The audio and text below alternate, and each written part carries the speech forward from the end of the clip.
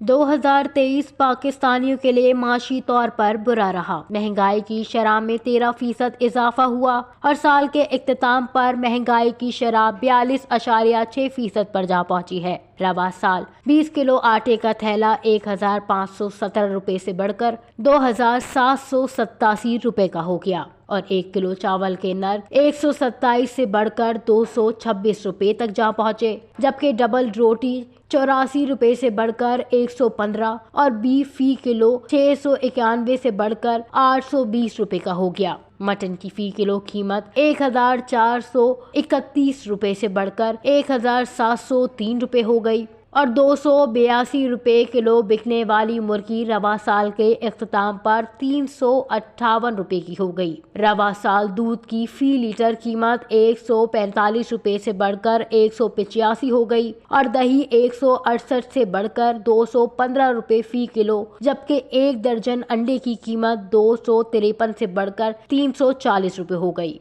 दालें भी महंगी हुई, जिसमें दाल मसूर की फी किलो 262 से बढ़कर 320 रुपए, दाल मूंग 246 रुपए से बढ़कर 274 रुपए, माश की दाल 366 रुपए से बढ़कर 520 रुपए हो गई। इसके अलावा 90 रुपए फी किलो मिलने वाली चीनी अब 150 रुपए में मिल रही है, जबकि 336 रुपए फी किलो मिलने वाला लहसुन अब 552 रुपए में मिल रहा है। सिगरेट की कीमतों में दुगना इजाफा हुआ और कपड़े की कीमतों को भी पर लग गए।